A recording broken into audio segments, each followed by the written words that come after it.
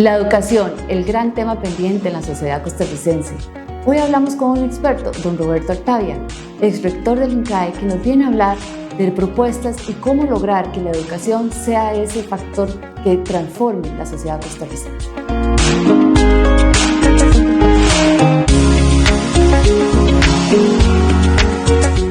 El programa Enlace llega gracias al patrocinio de Urbanizadora Siglo XXI. Nos encontramos el día de hoy con don Roberto Artavia, un pensador que le ha aportado mucho a Costa Rica y ha analizado e investigado sobre la problemática nacional y diferentes temas. Es rector del INCAE durante muchos años y ha estado asesorando en diferentes organizaciones, ONGs, sobre propuestas para mejorar las situaciones del país, problemas y cómo avanzar hacia una mejor Costa Rica. Y bueno, decía don Nelson Mandela que la educación es el arma más poderosa para transformar el mundo, y lo cierto es que es así. Sin embargo, generalmente las reformas a la educación requieren años, requieren tiempo, y se le pierde la importancia que requiere para poder transformarlas y hacerlas realidad para un país. Don Roberto, teniendo claro esta importancia trascendental de la educación como mecanismo para poder mejorar una sociedad y teniendo en cuenta nuestra realidad actual, bien nos decía el estado de la educación que el apagón ha tenido un impacto importante en la sociedad que todavía no lo hemos levantado. Nos hablaba de que en matemáticas tenemos grandes problemas, no solo de quienes reciben la educación, sino quienes dan la educación. El bilingüismo sigue siendo una tarea que nos queda pendiente como país, y también nos describía el estado de la educación que no se está dando de la mejor manera. La comprensión de lectura, algo tan básico y tan importante, y que en medio de una inteligencia artificial que es un reto para que la gente siga pensando y no utilizando como un mecanismo para no hacer las cosas, en que es una realidad en medio de la educación, se nos mete otra ecuación ahí. ¿Cómo vamos a incorporarnos para aprovechar las ventajas de la inteligencia artificial en el mecanismo de aprendizaje sin dejar esas bases? Y entonces comprensión de lectura sigue siendo un tema importantísimo. Y las desigualdades que existen, bien lo decía también radiografía del país, que las mujeres tienen menos acceso a las carreras del futuro que se llaman STEM, ¿verdad? Que son ciencias, matemáticas, y que son las que en teoría se están necesitando a través de todas las nuevas tendencias de empleo y de empresas. Y por otro lado, tenemos un INA que sigue pendiente una reforma, tenemos una educación dual que no termina de incorporarse en el tema productivo en las empresas, y un tema de colegios técnicos que sigue estando ahí como con una patita renqueando y no termina como de cuajarse todo. Entonces, en esta coyuntura donde efectivamente necesitamos apoyar a los profesores, apoyar a los estudiantes, mejorar las condiciones, y con un presupuesto reducido sistemáticamente por los últimos gobiernos, y sobre todo en este que ha sido el que más ha reducido la cantidad de aportes a la educación, con la experiencia que usted tiene a nivel mundial de cómo se están manejando estas nuevas tendencias, empecemos a hablar, don Roberto, de esa propuesta, esa reforma que estamos requiriendo los costarricenses para meternos en el mundo. ¿Y cómo ve usted inicialmente esos problemas y esos enfoques que debería ir buscando Costa Rica como país para poder hacer un sistema educativo que realmente nos prepare al futuro? Partamos de tres cosas. Muy buenos días primero que todo, muchas gracias por la invitación. Partamos de tres cosas. Decía Winston Churchill que nunca hay que desperdiciar una buena crisis para hacer los cambios que se requieren. Y yo creo que el apagón de 2018, huelga, 2019, huelga, 2020-21, pandemia, y toda la exclusión que hay en la pospandemia, francamente son 4 apagones, son una crisis profunda, profundizada más por la falta de un plan estratégico de largo plazo con visión de Estado. También decía Winston Churchill que los estadistas piensan en las generaciones, los políticos en las elecciones. Nosotros no hemos tenido un estadista verdadero al frente del Ministerio de Educación por mucho tiempo, y en ese sentido yo creo que es absolutamente indispensable aprovechar la crisis y desarrollar esta visión de largo plazo. Ahora que mencionabas los temas, me estaba sonriendo para adentro, porque a ver, yo trabajé con amigos del aprendizaje 2 veces, hice estrategia con ellos que lo que promueven es una mejor lectoescritura en las edades tempranas en las escuelas. Trabajé con la Fundación Acción Joven buscando cómo reducir la exclusión. Trabajé con Caricaco buscando cómo fortalecer las juntas de educación en las escuelas. He trabajado también con una serie de programas que van dirigidos precisamente a mejorar capacidades docentes, por ejemplo, y con base en todo esto reunimos un grupo allá en el año 2013-2014 en esa transición entre gobiernos para de una forma muy clara plantear una reforma integral. Ahora, esa reforma integral necesita esa visión de Estado, esa visión de largo plazo. Bien decías, si yo hoy con una varita mágica pudiera optimizar el sistema educativo de Costa Rica, los primeros graduados, estamos en 2025, serían en 2037. Muy poco van a beneficiar a este gobierno, salvo en el reconocimiento de haber hecho una transformación de enorme valor para el país. Entonces, claramente, cuando los retornos de corto plazo para los gobiernos no son altos, esas decisiones tienden a posponerse. Pero desde la perspectiva de una sociedad, lo que dice Mandela es exacto. No hay una inversión más importante que la inversión en educación. Y no solo en el estado de la educación, sino que en cientos de temas, cientos de estudios que hemos visto, hay una correlación directa entre educación, productividad e ingreso. Hay una correlación directa entre educación, satisfacción con la vida y prosperidad personal, y no solo económica, sino en términos de bienestar. Cuando nosotros hacemos los análisis con el índice de progreso social, la correlación entre la inversión histórica de un país en educación y el nivel de progreso social existente es absolutamente positiva. Entonces, definitivamente tenemos que abordar este tema con mayor profundidad. Y en esa propuesta integral que creo que coincidimos todos de que hay que hacerla, porque no se trata solo de arreglar una piecita por aquí y otra por acá, sino que tenga un impacto real. ¿Cómo ve usted a la Costa Rica de hoy para poder crear ciudadanos más productivos y éticos y en función de las ventajas que ya tenemos como país? Porque evidentemente no estamos gastando el 8% del PIB, pero hay una historia. Costa Rica decidió apostarle a la educación y no al ejército. Pero bueno, ¿cómo hacemos para que ese sistema educativo, entiéndase MEP, profesores, sindicatos, puedan entenderse mejor y puedan amalgamarse con el sistema productivo, con la parte productiva, con la parte empresarial? Es un modelo educativo hacia dónde tendríamos que ir caminando un poquito para aprovechar toda esta historia de la Segunda República que nos atiene aquí al día de hoy y que con mucha sabiduría nuestros antepasados decidieron apostarle a la educación, pero que no vemos que está haciendo el salto país que necesitamos para que podamos tener esos trabajos de mejor calidad y tengamos esos estudiantes graduados ya incorporados al sistema productivo y no como bien lo dicen los estudios, los ninis ni estudian ni trabajan. Claro, y eso es una gran parte del problema de hoy, que desafortunadamente sin educación hoy existen opciones muy claras en temas como el crimen organizado, donde uno puede enriquecerse a costa de la sociedad en vez de basado en la productividad, el crecimiento personal dentro de un sistema, voy a decir, de producción formal. Vos hablabas de niños que sean éticos y productivos.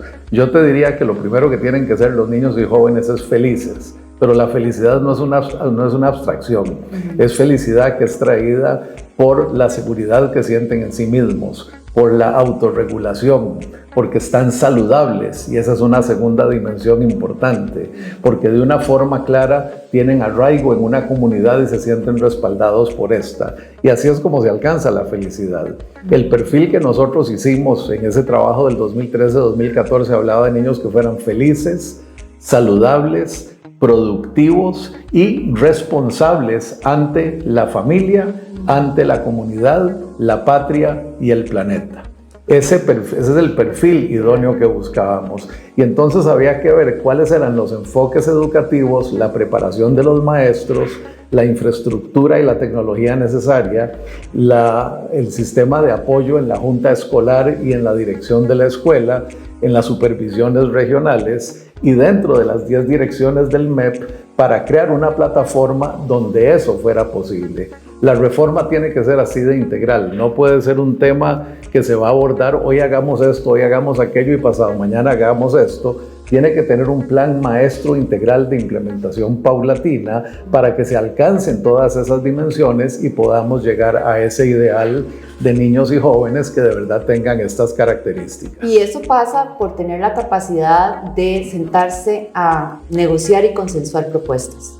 Pues ciertamente el MEP es un gran empleador a nivel nacional, pues de funcionarios, pero es curioso cómo otros países le dedican tiempo a seleccionar a las mejores personas y prepararlas porque son los que van a hacer ese efecto multiplicador. Pero eso pasa por sentarse a hablar también con todos los sindicatos que están representados ahí y que manejan gran parte de la fuerza laboral en el MEP y prepararlos con las herramientas necesarias para que se dé ese efecto multiplicador, porque una persona realizada y feliz va a hacer ese efecto para que sus alumnos sean personas realizadas y felices y es ese tema a largo plazo que no hemos visto. Lo que hemos visto es mucha confrontación en ese tema. De hecho, la diferencia en esa reforma que planteamos en 2013-2014, que primero hicimos un grupo de expertos muy calificados,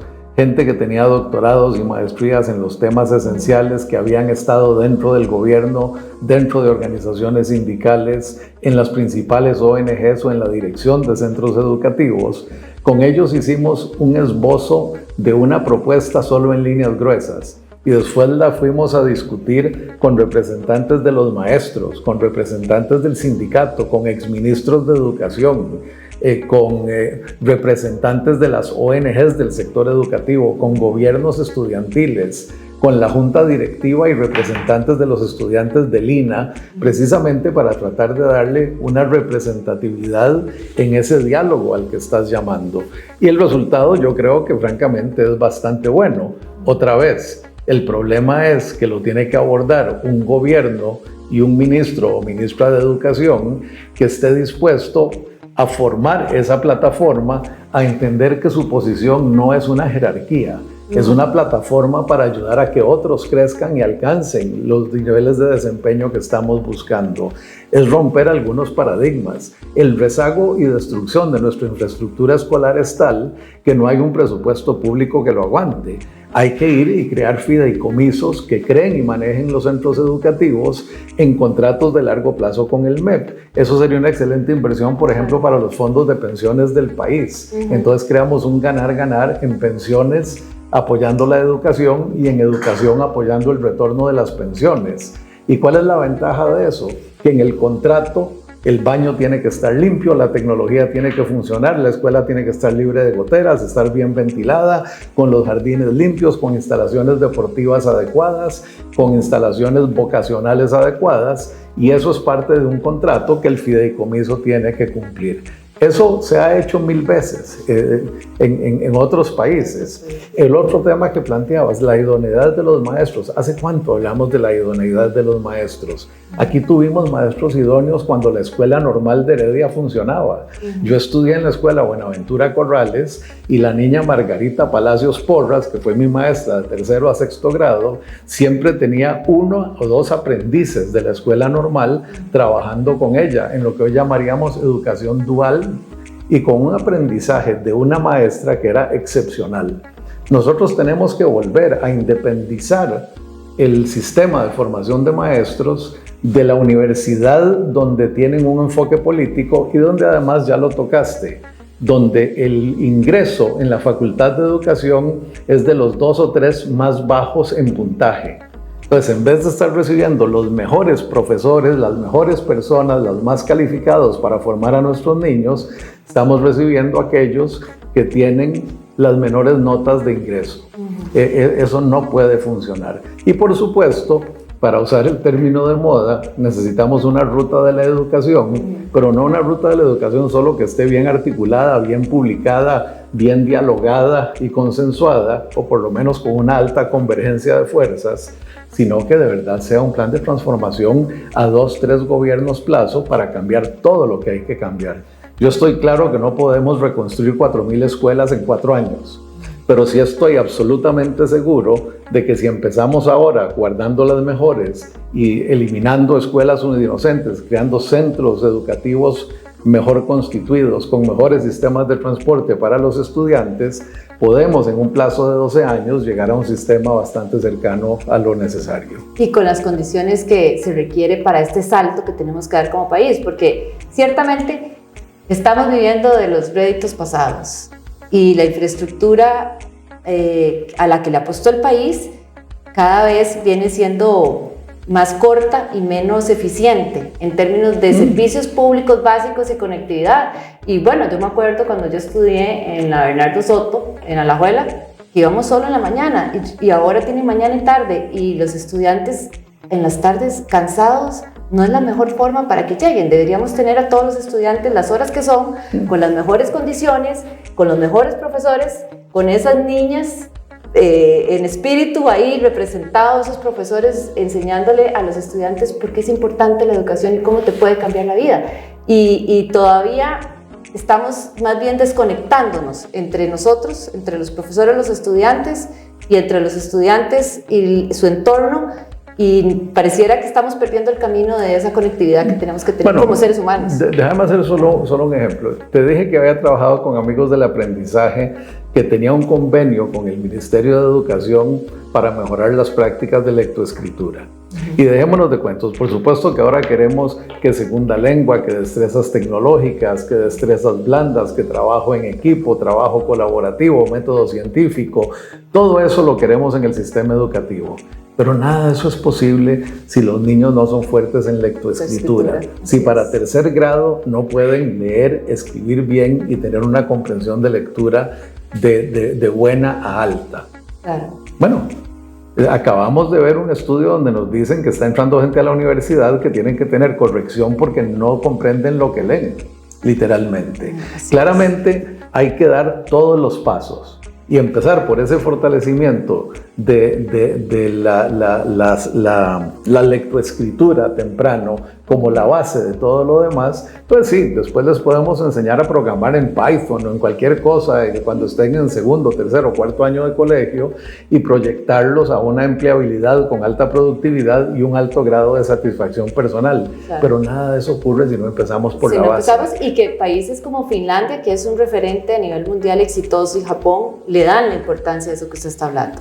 Desde los primeros años refuerzan mucho. Que a mí me preocupa en torno al tema de la inteligencia artificial, no porque yo vea un rechazo a la tecnología, sino es porque cada vez los estudiantes ven muy fácil entrar y que les dicten y que les hagan, y entonces ¿dónde está el pensamiento crítico? ¿Dónde está esa comprensión de lectura? Si nada más se meten y les tiran las cosas, lo copian, y no hay un profesor formando y ese pensamiento, ese desarrollo. Entonces es una realidad, y sobre eso vamos a tener que volver a esas orígenes para poder ver cómo nadamos en ese río, ¿verdad? Bueno, 3 cosas en eso. Yo insisto, la lectoescritura es esencial y todavía no tenemos idea, francamente, de cómo usar bien la inteligencia artificial para educar mejor. Sí. Porque es una cosa demasiado nueva, demasiado encima, sí. Pero el mundo se va a ir adaptando, va a ir encontrándole la comba al palo, para decirlo en tico. Y eso está muy bien. El problema es que nosotros nos estamos empezando a preocupar por eso en algunas universidades, en algunas escuelas vocacionales, en centros de alta educación, pero no estamos preparando la base para que todos tengan la opción de llegar ahí. ¿Te acuerdas de aquella frase del presidente Bush I que dijo "No child left behind"? Sí, ningún niño se quedará atrás. Ese es el enfoque correcto. Hoy nosotros tenemos la capacidad, literalmente, por medios digitales, con gestión de datos totalmente privada, respetuosa, con todas las características que debe tener, de darle seguimiento al proceso de cada niño, de acompañarlo, identificarlo, asegurarnos de darle todas las opciones que debe tener. No lo hacemos, francamente, porque no nos hemos sentado todos juntos a decir, este es el sistema que debemos articular. Por eso yo siempre hablo de una reforma integral de largo plazo que requiere un estadista. Y vuelvo al punto de partida. Y en medio de esta crisis tenemos todas las razones del mundo para cambiar. Sí, lo que falta es sentarnos a entendernos y ver qué necesita el sector productivo y ponerlo en la mesa, que esa gobernanza en el sector educación que hay que replantearle, y los profesores esa preparación para poder, no solo en tema de infraestructura, sino en tema de capacitación, poder lograr esos tres pilares combinados, trabajando juntos, no peleando y jalando cada uno por su lado, porque esto o se trabaja junto o no se trabaja. Y un último punto, don Roberto, que creo que es un referente país y no le hemos puesto todavía, así como la inteligencia artificial, no la tenemos totalmente asimilada. Costa Rica es conocido a nivel mundial como un país referente en temas ambientales. Y el desarrollo sostenible, que no es solo ambiental, que es un poquito más grande, que tiene temas económicos, sociales, nos está diciendo en el mundo cómo vamos a desarrollar estas nuevas empresas, cómo vamos a desarrollar las nuevas tecnologías. Nos están convocando a hacer una forma diferente la producción, la riqueza, la generación de empleos. ¿Cómo podemos analizar y sobre todo hacer ese clic entre desarrollo sostenible y educación para que sea una ventaja comparativa? Que ya tenemos el nombre, pero ¿cómo lo metemos en el sistema productivo? A ver, tres partes en esa respuesta y muy rapidito. Lo primero es que acordate que la sostenibilidad es un proceso multidimensional. Si bien es cierto, parte de la relación entre los recursos naturales y el bienestar humano y del planeta y de la naturaleza, en realidad el principal instrumento de transformación de esos recursos naturales son los sistemas productivos. Y los que dicen cómo se asignan los recursos a esos sistemas productivos son las leyes, las instituciones, el contrato social, las políticas macroeconómicas y el sistema financiero. Si hay un desalineamiento en eso, entonces va a ser muy difícil que nos movamos como una unidad hacia una sostenibilidad duradera. La educación definitivamente es una parte esencial de esto, porque no vamos a tener ni buena productividad, ni buena asignación, ni buen manejo de los recursos críticos, ni la movilidad social necesaria, todas partes del sistema, si el sistema educativo no está acompañándonos de una forma estructurada y clara. Costa Rica acaba de ser declarada, más por efecto del tipo de cambio que otra cosa, como un país desarrollado con un ingreso superior a los $19,000 per cápita, pero dejémonos de cuentos. Hay 20% de la población que está en esa Costa Rica, otro 20% que le acompaña y un 60% que no está ni cerca de llegar. Hemos polarizado completamente nuestra sociedad.